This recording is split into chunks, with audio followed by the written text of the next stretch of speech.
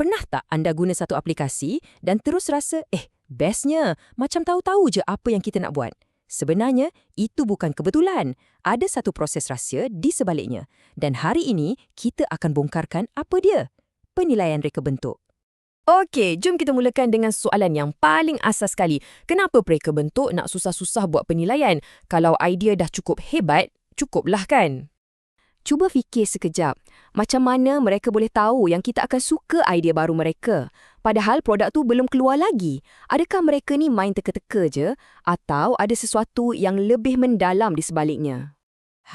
Jawapannya bukan magic, tapi satu proses yang sangat sistematik yang kita panggil penilaian. Inilah jambatan yang menghubungkan idea kasar di atas kertas dengan produk akhir yang betul-betul berfungsi dan kita suka guna. Jadi, apa sebenarnya yang dinilai dalam proses ni? Senang cerita, ia berpandukan 4 soalan utama. Pertama, mengapa? Sebabnya mudah, nak pastikan pengalaman kita sebagai pengguna jadi yang terbaik. Kedua, apa yang dinilai? Yang ni boleh jadi macam-macam. Daripada lakaran awal, prototipe, sampailah ke produk pesaing. Ketiga, di mana? Penilaian ni boleh berlaku kat mana-mana je.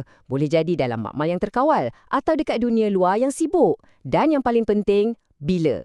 Jawapannya sepanjang masa. Penilaian ni bukan macam peperiksaan akhir tau. Ia satu proses yang sentiasa berulang.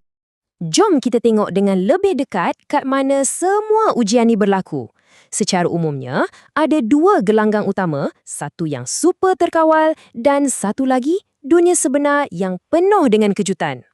Di satu sudut, kita ada makmal. Bayangkan satu bilik yang senyap di mana setiap klik dan setiap gerak-geri mata kita diperhatikan. Semuanya sangat terkawal. Di sudut yang lagi satu pula, kita ada alam liar. Inilah dunia sebenar. Rumah kita, kafe atau masa kita tengah tunggu bas. Dekat sini, penyelidik tak dapat kawal sangat apa yang kita buat. Tapi, mereka dapat lihat macam mana produk tu betul-betul berfungsi dalam hidup kita yang serba tak menentu. Tapi kan, ada satu konsep yang sangat menarik yang cuba gabungkan kedua-dua dunia ni. Ia dipanggil makmal hidup.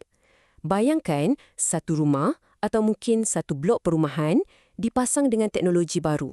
Penyelidik boleh perhatikan macam mana orang ramai guna teknologi tu secara semula jadi untuk satu tempoh masa yang lama.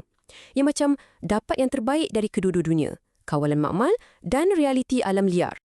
Okey, teori memang penting, tapi jom kita tengok macam mana benda ni betul-betul berfungsi dalam dunia sebenar. Ada beberapa contoh yang menarik ni. Contoh pertama, bayangkan satu situasi yang agak cemas. Kita berada dalam kereta pandu sendiri. Penyelidik nak tahu apa jadi pada saat-saat genting bila kita sebagai pemandu kena ambil alih kawalan daripada sistem. Adakah kita bersedia? Dengan menggunakan penjejak mata dan soal selidik, mereka dapat kumpulkan data yang sangat penting untuk jadikan teknologi ni lebih selamat. Sekarang kita beralih ke senario yang jauh berbeza. Bayangkan kita berada di sebuah festival yang riuh rendah. Macam mana nak tahu apa yang orang ramai rasa masa tu? Para penyelidik guna satu cara yang sangat bijak. Mereka guna chatbot yang diberi nama Ethnobot.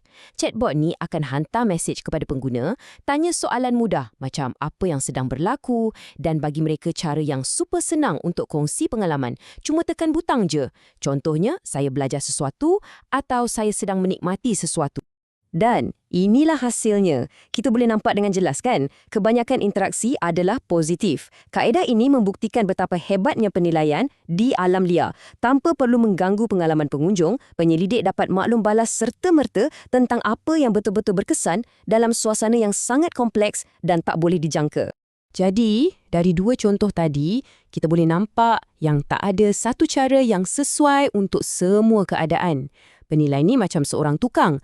Mereka ada satu set toolkit yang penuh dengan pelbagai alatan. Dan mereka akan pilih alat yang paling sesuai bergantung pada apa yang mereka nak tahu.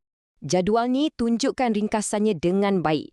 Ada kaedah macam memerhati dan bertanya kepada pengguna. Yang ni boleh buat dekat makmal dan di alam liar. Ujian pula selalunya lebih terkawal, jadi ia dibuat di makmal. Manakala bertanya kepada pakar dan pemodelan kadang-kadang boleh dibuat tanpa perlu melibatkan pengguna secara langsung pun. Apa yang penting di sini ialah flexibility. Okey, kumpul data tu baru separuh jalan. Yang lagi penting ialah, boleh ke kita percaya data tu? Adakah ia tepat, boleh diharap dan dikumpul secara beretika? Jom kita tengok macam mana penyelidik pastikan kualiti penemuan mereka. Perkara yang paling asas sekali, kepercayaan. Untuk dapatkan data yang jujur, peserta kena rasa selamat dan dihormati. Maksudnya, mereka kena tahu dengan jelas kenapa kajian ini dibuat, apa hak mereka dan mereka kena bagi persetujuan secara rasmi. Ini bukan setakat ikut peraturan tau. Inilah asas untuk dapatkan maklum balas yang ikhlas. Seterusnya, kebolehpercayaan. Maksudnya, adakah kaedah yang digunakan tu konsisten? Kalau anda ulang ujian yang sama, dalam keadaan yang sama, adakah anda akan dapat hasil yang lebih kurang sama? Senang cerita, ia macam penimbang berat badan yang baguslah. Kalau anda timbang 2 kali berturut-turut, patutnya nombor yang keluar sama kan? Kemudian ada pula kesahan. Yang ni lain sikit. Ia tanya soalan ni, adakah kita betul-betul mengukur benda yang kita nak ukur? Kalau kita guna contoh penimbang tadi, katakan penimbang tu boleh dipercayai setiap kali tunjuk 50 kilogram. Tapi, kalau sebenarnya ia ukur tekanan udara bukan berat, maka ia tak sah sebagai alat pengukur berat. Konsep ni bawa kita balik kepada perbincangan makmal lawan alam liar tadi. Ia dipanggil kesahan ekologi. Soalannya mudah je. Adakah suasana ujian tu sendiri mengubah cara orang berkelakuan? Adakah mereka bertindak secara semula jadi atau perangai mereka jadi lain sebab mereka tahu ada orang tengah perhatikan? Kita juga kena hati-hati dengan bias atau kecondongan. Ini adalah faktor-faktor tersembunyi yang boleh kacau keputusan. Contohnya, adakah cara soalan ditanya tu macam memancing jawapan tertentu? Atau adakah penyelidik tu sendiri tanpa sedar mengharapkan satu hasil tertentu? Mengesan bias ni macam jadi detektif untuk pastikan penemuan tu betul-betul objektif. Dan akhir sekali, skop.